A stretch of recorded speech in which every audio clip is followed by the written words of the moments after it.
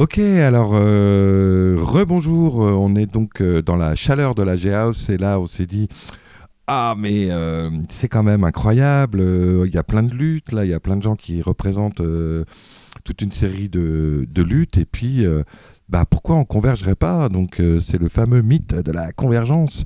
Moi je me souviens avoir fait la convergence donc, de Bure à Notre-Dame-des-Landes en 2015. C'est là que je t'ai rencontré, René Lys, que j'ai entendu pour la première fois parler du combat à Vittel. Tout à fait, 2015. Hein. Donc ça, on est où cette convergence? Donc on a réuni notre panel d'invités et on a avec nous Monsieur Grotte, Grotte de Monsieur Lascaux, c'est ça? Oui. Salut, enchanté, bienvenue. Et puis nos invités de tout à l'heure que vous avez déjà vus normalement. Donc c'est une improvisation totale. Qu'est-ce que tu fais là? Moi j'étais venu poursuivre un peu les débats parce que je m'intéresse beaucoup aux questions justement de convergence des luttes, à la fois disons au niveau géographique pour savoir par exemple quand il y a des luttes qui sont dans le Grand Est en général comment elles peuvent se coordonner d'un point de vue. Il y a des structures pour ça. Enfin, il y a comment ça s'appelle manifeste, des choses comme ça qui regroupent un peu. Ouais. Non, c'est sûr, c'est pas un travail que je fais seul, hein, heureusement. mais bon, c'est en cours, hein, on n'a pas encore gagné, donc tant qu'on n'a pas gagné, il faut continuer. Après, la convergence des luttes, c'est aussi, disons, d'un point de vue stratégique, comme par exemple quand il y a la lutte contre Stocamine, développer des plaidoyers qui expliquent en quoi est-ce que c'est à la fois écolo et à la fois social, par exemple. Et puis il y a aussi, je pense, dans le temps, justement, comment est-ce qu'on transmet les luttes, comment on les reçoit, disons des gens qui luttent depuis longtemps, quand on arrive sur un territoire, on sait qu'actuellement, par exemple, il y a beaucoup de gens qui sont citadins, qui vont emménager à la campagne, comment est-ce que ces gens-là peuvent rencontrer les luttes sur le terrain, les renforcer. Et donc voilà, moi je travaille surtout là-dessus, et en particulier sur comment est-ce qu'on peut le faire sans les outils des GAFAM, et sans dépendre du numérique et des énergies fossiles, parce qu'à l'heure actuelle, je constate, en tout cas dans les luttes dans lesquelles moi je suis impliqué, que c'est des outils qui ont une place beaucoup trop importante et que si par exemple demain il y avait une rupture dans l'électricité, en fait il y a beaucoup de luttes qui s'effondreraient parce qu'on n'aurait plus de moyens de communication ou de coordination sans énergie fossile. Ok, super.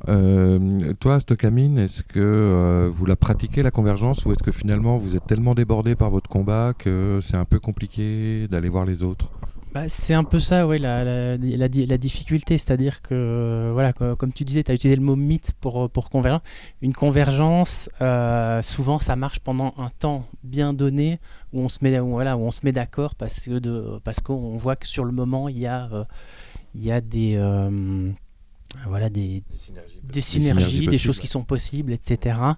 Rendre un combat global, faire en sorte qu'un maximum de combats se rejoignent, etc. C'est extrêmement difficile déjà d'un point de vue du planning pour que chacun puisse être disponible au même moment. Se poser ensuite la question de savoir mais quel combat est prioritaire par rapport à d'autres, parce qu'à partir du moment où on lutte ensemble, qu'est-ce qu'on met en avant premier, qu'est-ce qui est le plus urgent, etc. C'est souvent le combat, il n'y a pas un combat dans le lot souvent qui est plus important qu'un autre, mais se pose forcément systématiquement la question de la hiérarchie, de ce qu'on fait en premier, etc. Et puis une fois qu'un combat est gagné, est-ce que ceux qui ont participé à ce combat-là vont continuer à suivre pour les autres, etc. Donc ça pose toujours des problèmes de ce style-là. Après, des soucis de nuances entre certains organismes qui sont pas d'accord avec d'autres parce qu'il y a machin qui a dit ci, il y avait ça, mais on va pas se mettre avec eux parce que eux ils fonctionnent comme ci, eux ils fonctionnent comme ça. Donc là, l'idée de convergence, c'est toujours quelque chose d'extrêmement difficile. Je pense que ça peut se faire sur un moment donné un peu ponctuel, parce que on voit vraiment que ça peut accrocher et que ça marche. Sur le long terme, c'est le débat que j'avais eu avec Lucie. Se pose la question sociétale de façon générale. Quelle société est-ce qu'on veut demain? est-ce qu'on, voilà, comment est-ce qu'on peut faire en sorte qu'on ait plus notre mot à dire dans les injonctions qu'on nous impose et là, dans la façon dont on nous impose que la société doit fonctionner Oui, aujourd'hui. parce que par exemple, Stocamine, moi je sais que j'en ai beaucoup entendu parler quand j'étais dans tout ce qui était gaz de schiste, dans le 57, la fracturation, etc. Ça, c'est une convergence thématique. C'est pas forcément une convergence territoriale. Parce qu'on sait bien qu'entre les Lorrains et les Alsaciens... Il y a de ça aussi. Hein. Il y a les questions identitaires sont aussi, jouent énormément. Hein. Même si le combat, on est tous concernés, il y a aussi des histoires d'ego qui viennent jouer là-dedans et qu'on peut pas, qui a pas à nier. C'est une réalité dont il faut tenir compte. Maintenant, je pensais à un thème, par exemple, c'est celui de la question de la recherche, puisque dans tous les domaines dans lesquels on lutte, souvent, il y a notamment sur des problèmes écologiques, etc.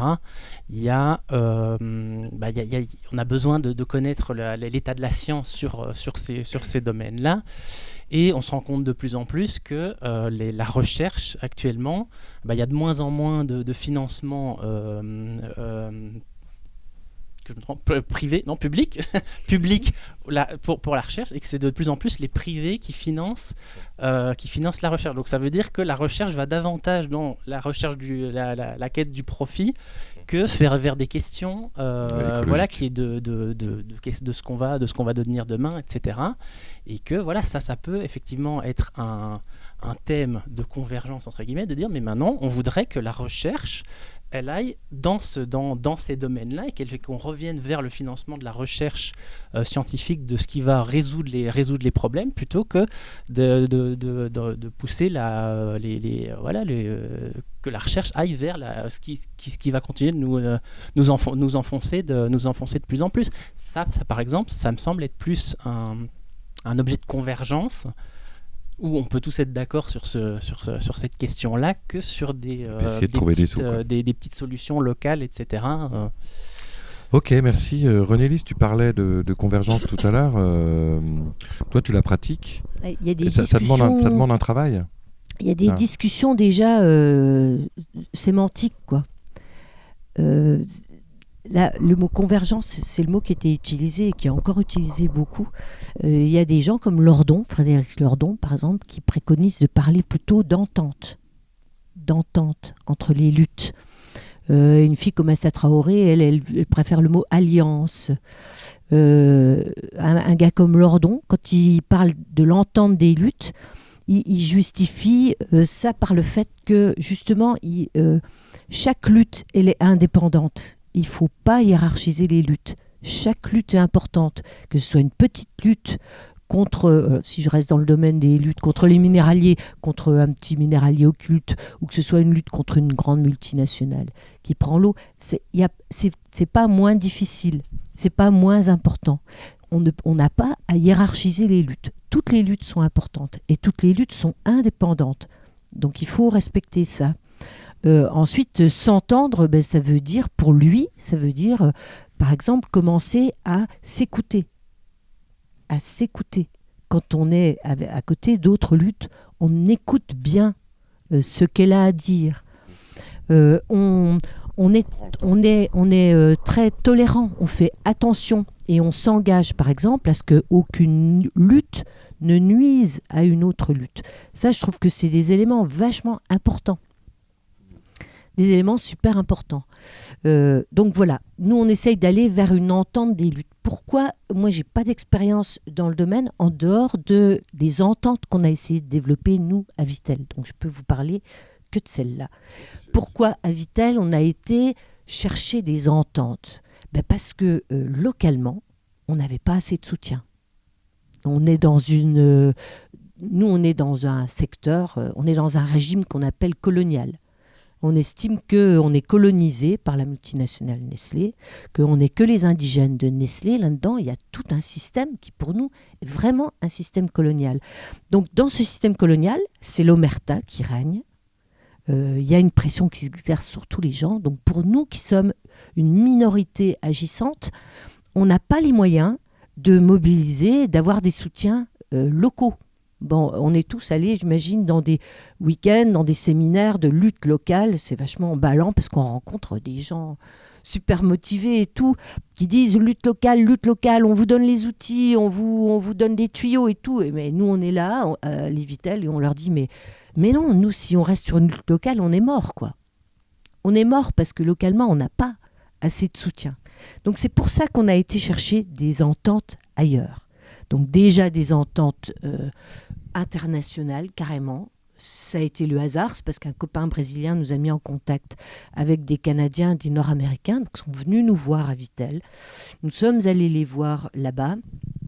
Et c'est là qu'on s'est rendu compte, en rencontrant ces gens, on avait pourtant bossé sur Internet, moi j'avais regardé tout ce qu'il y avait comme publication sur leur lutte, mais en les voyant, en les rencontrant, en passant 2-3 jours avec eux, en allant sur les sites avec eux, en allant regarder nos forages, nos rivières à sec, nos décharges, nos machins, les pancartes, les signalétiques, les vigiles à l'entrée des usines, et en discutant sur nos problèmes de lutte, c'est comme ça qu'on s'est rendu compte qu'on était dans la même galère. Et on ne l'aurait jamais su avant ça. On ne l'aurait même pas soupçonné. Donc la convergence, c'est déjà de la curiosité, et puis c'est déjà aller voir comment les autres galèrent aussi. Et donc en s'écoutant, en s'entendant, en prenant soin, en étant attentif à la lutte les uns avec les autres, on a compris que nos problèmes étaient les mêmes. Tu vois, je veux dire, on a fait les rapprochements. Parce qu'on a pris le temps d'en parler, on a pris le temps d'analyser, on a regardé nos actions dans le détail, etc. On a été à des réunions communes, on a échangé avec des militants. Ça prend un peu de temps. Et puis en plus, on a bouffé ensemble. Hein. On a passé du temps. Et ça, c'est... Non, mais ça, c'est vachement important. C'est très important. Non, mais si, c'est super humain. important Oui, parce que quand tu vas à une réunion comme ça, que tu croises des militants, mais c'est pas du tout la même qualité de relation qui s'instaure que quand tu vois les gens et tu passes une soirée avec eux. Voilà. Moi, je dis ça quand je vais à Bure, si je vais une journée, ça me rapporte rien. Je veux dire, ni humainement, ni sur le plan de la militance. Alors, si je reste 2-3 jours, bon, là, tu vois, la confiance, elle s'installe. Tu vois la gueule du mec 2-3 jours de suite. Tu dis, il est toujours là, celui-là. Je vais commencer à discuter avec lui. Non, mais... Tu vois, je veux dire, tu peux pas décréter comme ça que tu vas t'entendre avec des mecs. Il faut qu'il y ait une relation de confiance qui s'instaure, je trouve. Hein.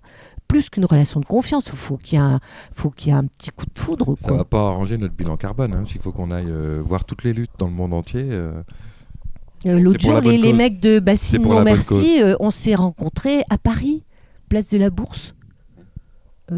C'est comme ça, c'est un peu comme le jeu des dominos, tu sais, je sais pas, nous les dernières ententes qu'on essaie de développer, c'est ça, c'est avec les mecs du Poitou-Charentes par exemple. Comment on les a rencontrés ces gens-là?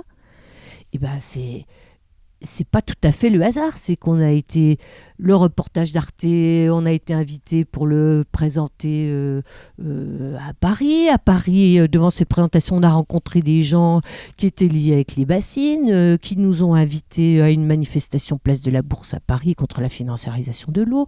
On y est allé. C'est là qu'on a rencontré des gens d'ici, de là. Ils nous ont invités du coup à venir à un forum européen. Au forum européen, on a rencontré d'autres gens qui nous ont invités à aller voilà, à des universités d'été en Allemagne, et puis je sais pas qui on rencontrera quand on ira en Allemagne, et puis on a rencontré des bassines, du coup on leur a dit venez donc à Vittel. Ils sont venus à Vittel, on a passé 2 jours ensemble.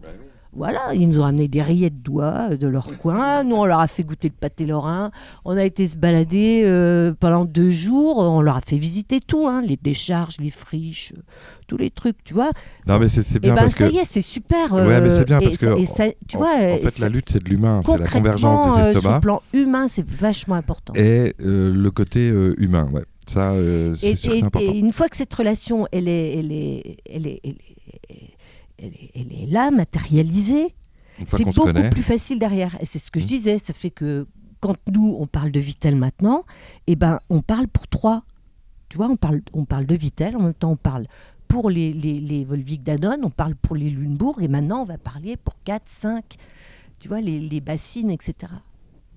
Ok, super. Il faut trouver le plus petit commun dénominateur entre nous et peut-être s'entendre sur le fait que à chaque fois que quelqu'un a la parole, a la chance d'avoir la parole dans un média, et ben, qu'il puisse ressortir ce petit commun dénominateur, tu vois, au nom de tout le monde. De façon générale, l'ensemble des luttes, je pensais important, à partir du moment où on commence quelque chose, de se rendre compte qu'on n'est jamais seul à lutter dans ce truc, qu'en général, on a l'impression d'être seul à penser ce qu'on pense dans notre coin, et de se rendre compte que c'est... voilà, quand on va chercher un peu ailleurs, qu'on est... Moi je l'ai vu, puisque moi j'ai commencé le militantisme par les gilets jaunes. C'était un ensemble d'individus isolés chacun de leur côté, où tout le monde pensait dans son coin il y a eu quelque chose qui s'est passé à un moment donné, parce qu'on s'est rendu compte qu'on n'était pas seul à penser ce qu'on pensait, et c'est ça qui a créé le mouvement. Donc je pense que dans toutes les luttes, il y a ça, aller chercher les autres qui pensent comme nous, parce qu'ils sont forcément quelque part. Et puis après on sait toujours qu'en général c'est la répression qui vient derrière qui freine justement ce mouvement qui aurait tendance à s'amplifier s'il n'y avait pas d'autres freins qui viennent arrêter le mouvement en cours, quoi. Ok, merci. On continue notre petit tour de canapé. Lucie, tu avais quelque chose à dire à propos de la convergence ? Il y aurait énormément de choses à dire, mais j'aimais bien ce que tu disais tout à l'heure sur la sémantique. J'avais vu un reportage dans lequel il y avait une gilet jaune qui parlait justement de symbiose des luttes plutôt que de convergence des luttes. J'ai trouvé que le terme était joli. C'est peut-être un peu idéalisé que de parler de symbiose, parce que ça voudrait dire que tout fonctionne sans problème ensemble, etc. Mais cette idée que c'est pas forcément sur tous les combats en permanence, tous les mêmes fronts, mais que c'est des choses qui se marient, qui se retrouvent et qui peuvent trouver des ententes et des alliances. Et bon, moi, je suis rentrée dans le militantisme écolo, mais j'ai par ailleurs des sensibilités féministes, des sensibilités antiracistes, et en fait ce qui m'a intéressée, c'est très rapidement en fait de voir les liens qui se tissent entre ces différentes questions, de manière un peu abstraite comme ça, mais de manière aussi concrète. Et c'est comme ça que par exemple je suis arrivée à Bure, parce que il y avait ce mariage entre lutte écologiste, lutte féministe, et puis du coup j'ai découvert la lutte antinucléaire, mais c'est cette idée que on peut trouver des ponts, des liens, et qu'il y a des choses à faire ensemble, quoi. Et le fait de rencontrer, tu parlais de rencontres, d'aller à l'écoute des autres luttes, etc. Je trouve que ça permet aussi de trouver une certaine force, de se dire qu'on n'est pas seul à lutter, et de sortir de l'apathisme, parce qu'il y a énormément de gens, je pense, qui sont conscients des problèmes qu'il y a, que ce soit le capitalisme, les multinationales, le patriarcat, des grands mots, c'est ça, mais qui se sentent démunis face à ces constats-là. Et rien que se mettre un petit peu en mouvement et de se dire je vais trouver des personnes qui ont les mêmes préoccupations que les miennes, ça fait du bien et ça donne de la force, et on a besoin de ça. Parce que le monstre en face, il est énorme, et il faut qu'on soit nombreux et nombreuses pour faire face, quoi. Alors, Lasco, toi, qu'est-ce que tu rencontres comme difficulté finalement quand tu essayes de faire converger les gens, les choses, qu'est-ce que tu rencontres le plus souvent comme difficulté ? Je pense qu'il y a plusieurs points et qui font écho notamment à plusieurs choses qui viennent d'être dites. Je pense qu'il y a d'abord l'aspect technique. C'est vrai que souvent, les luttes, surtout les luttes locales, s'appuient sur des choses qui sont très spécifiques, très techniques. Et par exemple, la question des gestions des décharges, c'est quelque chose où Astocamine, l'historique, à travers l'exemple de ce que les mineurs pouvaient dire il y a 30 ans, c'est vrai que quand on débarque... moi, il y a 30 ans, je naissais, donc je ne savais pas ce que les mineurs disaient à l'époque. Après, il fait le malin, le petit jeune. Oui, mais c'est compliqué, mais... Par exemple, sur la coévolution, moi c'est le terme que j'utilise pour les luttes, c'est un terme technique, c'est-à-dire qu'il y a plusieurs mécanismes de coévolution. Avant, tu parlais de la compétition, c'est le darwinisme social, c'est une manière de coévoluer. On sait qu'il y a la coopération, la symbiose effectivement, mais la symbiose ça implique que les éléments ils sont interdépendants. Si y en a un qui meurt, l'autre meurt, et ça c'est pas ce qu'on veut pour nos luttes. Donc c'est vrai qu'en se posant des questions sur comment en tant qu'écosystème de lutte on peut avoir différents... du coup c'est pas des individus, puis ça va plutôt être des luttes locales qui vont interagir et coévoluer dans un environnement plus global. Et ça je pense qu'il y a à la fois un ancrage technique à avoir par rapport à vraiment à l'aspect local de la lutte, et un aspect sur la transversalité finalement de comment ces luttes interagissent et s'interconnectent. Tu parlais avant de soutien par exemple, ça c'est quelque chose que j'observe dans toutes les luttes, c'est les gens se disent comment est-ce qu'on fait la preuve d'un soutien. On voit que dans les luttes écologistes actuellement on est en train de redémarrer un cycle de marche pour le climat, notamment pour justifier qu'il y a un soutien de la population pour la volonté d'avoir l'écologie en tant que débat principal dans les présidentielles. Le 2 mars et le 12 mars. 2 mars et 12 mars, c'est ça. Or, on manque pas de soutien. Et je pense que la question, par exemple, pour Vittel ou pour Bure, c'est pareil, mais face à la répression, face à l'épuisement des gens, montrer son soutien, l'exprimer publiquement par une pétition, par exemple, les gens trouvent beaucoup que c'est futile. Par le fait de venir sur le terrain, les gens trouvent que c'est dangereux. Donc comment est-ce que techniquement on fait pour que les gens puissent montrer un soutien finalement global à toutes ces luttes ? On soutient l'écosystème de lutte. Moi, par exemple, je lutte contre les multinationales, alors que ce soit Vittel ou Coca ou McDo.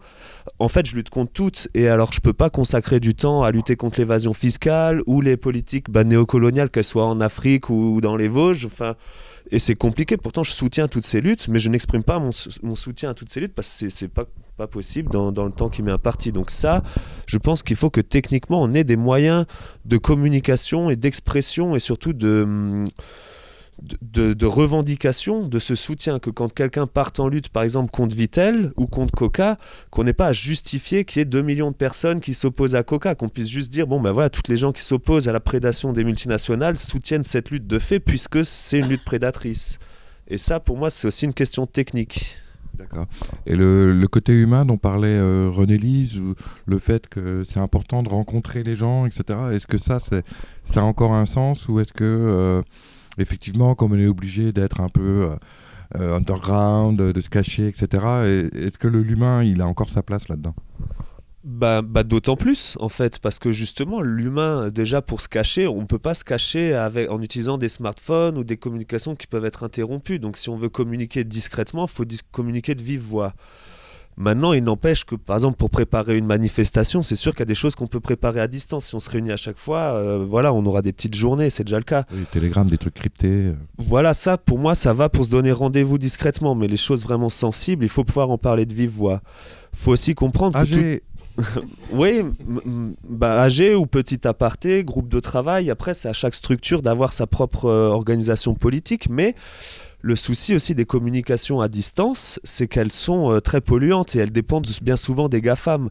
Donc si on veut vraiment avoir un modèle de communication et d'échange qui tourne aux énergies métaboliques, il faut qu'on puisse aller à vélo d'un point à l'autre pour pouvoir discuter de vive voix. Et finalement, l'humain, c'est là aussi qu'est la meilleure transmission d'informations, puisqu'on peut se déplacer et on peut stocker de l'information et on peut la redistribuer en plusieurs langues, de plusieurs manières. Donc, dans un cerveau sans électricité. On essaye. Génial. Et du coup, il y a une dimension locale importante à la lutte, parce qu'on ne va pas aller en Allemagne en vélo. Enfin, on peut, mais... Il y a une question de relais. En fait, il faut des relais locaux pour moi. Par exemple, le Tour Alternativa était très intéressant parce qu'il y a eu plusieurs étapes qui ont communiqué entre elles par cette boucle qui a été faite. Les ronds-points des Gilets jaunes, ils sont très symboliques puisque c'est là que les flux finalement de marchandises et de travailleurs transitent. Les flux d'informations aussi peuvent transiter de manière physique par ces ronds-points. Moi, je pense par exemple au stade de foot aussi. On sait qu'il y a une lutte actuellement qui est en train de se faire contre le Qatar. C'est un lieu de réunion où chaque week-end, il y a 20 000 personnes d'un coup qui sont au même endroit. C'est un endroit où, pour moi, pour diffuser de l'information, c'est un des points névralgiques des systèmes d'information humains. Et en tout cas, moi, ça me fait réagir sur la situation qu'on vit depuis 2 ans avec le Covid, où on a justement cette contre-tendance à essayer d'éparpiller les gens en les faisant télétravailler. Et je trouve ça assez symptomatique que à une certaine époque, il y avait peut-être une force du milieu ouvrier parce que les gens se retrouvaient dans les usines, sur les lieux de travail. Enfin, il y avait des moments où juste les gens étaient nombreux et nombreuses ensemble au même endroit. Et plus on va dire, on s'individualise dans nos manières de travailler et de se retrouver, plus on reste chez soi parce que peur du virus, etc., qui n'est pas à négliger. Mais ce que je veux dire, c'est que le fait de se retrouver nombreux et nombreuses en même temps au même endroit, c'est aussi quelque chose qui fait... je pense, peur au pouvoir et qu'il faut absolument retrouver. Et, voilà. Diviser pour mieux régner. Hein. De toute façon, ils essayent effectivement de nous empêcher de se réunir et voilà, ils savent très bien, le but est évident. Hein. Quand on parle de mobilisation de masse, pour moi, quand on lance une campagne ou même quand on a une campagne en cours, une question qui est très importante de toujours se rappeler, c'est comment est-ce que Marcus Garvey a réuni des millions de personnes sans Facebook, sans Twitter, sans Telegram ? Il y a un moment, il y a une union à faire au niveau des travailleuses, des travailleurs, des gens qui vraiment se rencontrent dans la souffrance et la misère, parce que les capitalistes, dans leur tour d'ivoire, ils peuvent aller faire des dîners chez Chalençon et tout ça. Nous, on sait qu'on n'y sera pas. Par contre, nous, où est-ce qu'on se rencontre ? Où est-ce qu'on se mobilise ? Où est-ce qu'on se réunit ? Ça, c'est des choses qui sont très importantes. Et tu faisais le lien avec le Covid. C'est vrai que quand on voit la question des passes sanitaires, la question de la gestion de l'espace public, elle est centrale, parce qu'en nous coupant les uns des autres, on coupe les communications les plus écologiques et les plus discrètes qu'on ait. Et ça, en termes de lutte, c'est quelque chose qui nous enlève de l'autonomie, qui nous enlève de la possibilité, le champ des possibles, et il faut absolument lutter contre ça, c'est certain. Pour moi, il y a le sujet de l'entente des luttes, il faut qu'on progresse là-dessus. Il y a le sujet aussi de l'analyse politique. Tu vois, moi, je trouve que depuis des décennies qu'on est militant dans des partis politiques ou dans des mouvements politiques ou dans des associations, le problème, c'est que dans les associations, qui sont pour moi aujourd'hui plus importantes, hein, parce qu'elles sont sur des sujets majeurs, j'ai l'impression que ce dont on crève, au bout de quelques années, c'est de ne plus faire de politique, de s'interdire de faire de la politique dans les assos. Je sais pas, moi je suis à la retraite depuis 6 ans, je suis dans les associations. Et c'est ton anniversaire aujourd'hui. C'est mon anniversaire. Bon anniversaire. Et j'arrive pas à et à chaque fois que j'essaye de parler politique dans une asso, c'est-à-dire parler politique, c'est livrer une analyse politique, c'est pas faire de la propagande pour un parti ou pour un autre. Hein. Tout de suite, c'est ah non, on fait pas de politique ici, on est neutre. Avec les gilets jaunes, c'était le même problème aussi. Tu ne peux pas sur un rond-point parler de politique. Moi, j'ai déjà essayé d'aller discuter des sujets de l'eau. C'est considéré comme politique. Tu es contre une multinationale, tu es contre un truc. On parle pas de politique ici. Tu vois, on ne parle pas de politique. Qu'est-ce qu'on fait ? On crève de plus parler de ça. Je te remercie de réagir là-dessus, parce que moi, c'est quelque chose qui m'a beaucoup choqué aussi. J'ai participé au plan B, aux marches climat à Nancy, etc. Et moi, je suis décroissant. Et j'étais toujours un peu mis à l'écart en mode non, mais toi, tu fais de la politique. Mais tout est politique. Tout est politique. Et pourquoi est-ce que les ONG doivent faire des luttes et dire que soi-disant ils sont pas politiques pour pas se faire récupérer ? Ouais, mais en même temps, voilà, il y a les militants, ils peuvent être aussi politiques. Et puis c'est se mettre quand même à l'écart du débat. C'est-à-dire qu'en fait, ça interdit de poser le débat. Et moi, pour avoir organisé des marches climat, je vois très bien, il y a 2 flics. Ils s'en foutent, ils savent qu'on est non-violent, que voilà, donc ils en ont rien à foutre.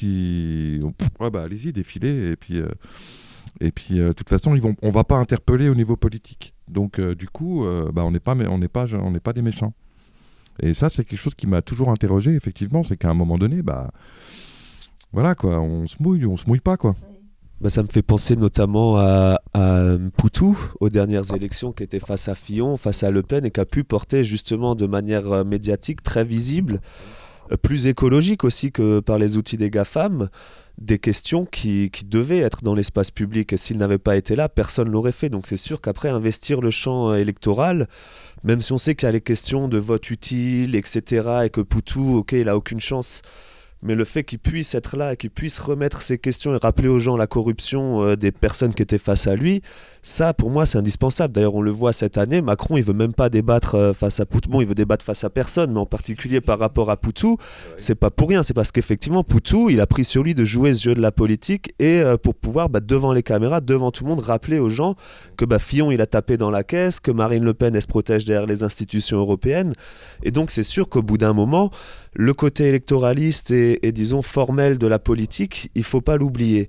Mais on voit quand même que là, par la France Insoumise et le Parlement qui a été lancé récemment, il y a quand même pas mal de gens qui connaissent justement le milieu associatif et qui veulent politiser ça, qui se lancent là-dedans. Maintenant, est-ce que c'est apartisan? Est-ce que ça peut être récupéré, etc. J'en sais rien, moi je suis pas devin, mais je pense que c'est quand même une initiative qui est intéressante et qu'il faut suivre de près. Ouais, parce que quand tu regardes bien, l'intervention de Poutou, bon, elle a beaucoup tourné, parce que franchement, il a vraiment fait ça tellement bien. Mais en même temps, elle a été oubliée aussi vite qu'elle est passée, quoi. Non, je pense que ça a marqué. Enfin, en tout cas, moi, avec les gens qui sont autour de moi, qui sont pas forcément très très branchés politique ou militantisme ou quoi que ce soit, Poutou, ça leur parle et ils se rappellent très bien de son intervention et de ce qu'il a dit. Et du coup, moi, ça me fait réagir sur l'actualité là, de cette élection où il y a Anas Kazib qui est un militant qui a un certain nombre de parrainages et qui apparaît sur aucun média parce que, comme Poutou, il a une parole, on va dire, contestataire très forte. Et voilà. Donc, ouais.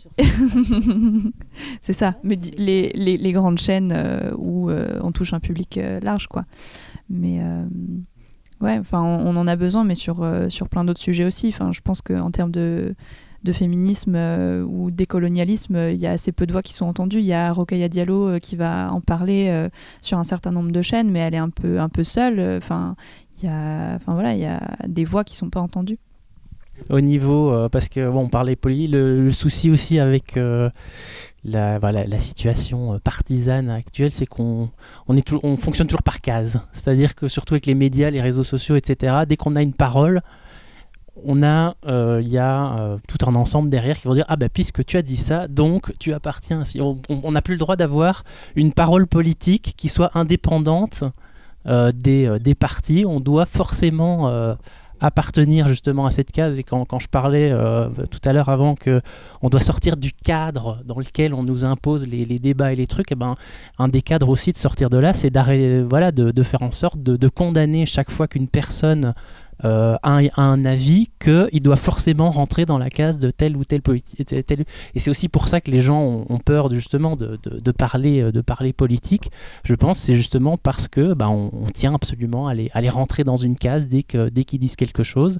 Alors que non, on peut simplement avoir un avis qui soit autre, qui soit le sain, qui soit le propre et qui soit pas parce qu'on suit l'avis d'un parti tout simplement. On est face à des pouvoirs, que ce soit politiques, médiatiques ou autres, qui essayent de tout fractionner, de tout cloisonner, de tout diviser. Donc on divise les gens, mais on cloisonne les sujets aussi. Tu vois, toi tu es sur l'eau, toi tu es sur le climat, toi tu es sur la biodiversité, ça n'a rien à voir. Hein.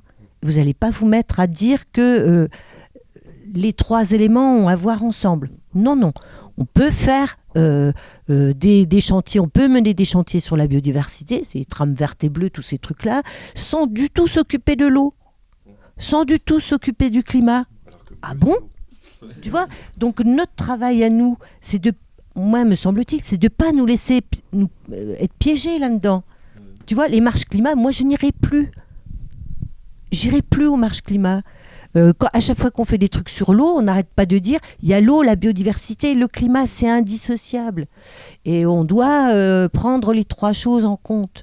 Tu vois, sinon on rentre dans leur logique. Ouais, mais les marches climat, c'est dans aussi leur, un moyen d'essayer piège. De ramener d'autres personnes à la lutte. Et bon, après, ça se discute. Mais... C'est pour ça qu'il faut qu'on s'entende et que quand on va dans une lutte, on porte le langage, un langage qui soit transversal, tu vois, un message transversal, minimum, commun à toutes les luttes. Ok, ce sera une magnifique conclusion. Merci beaucoup René-Lise. C'était un débat improvisé de Feuilles Libres sur la convergence. Alors, donc convergence et vos mots, c'est entente, ou alliance.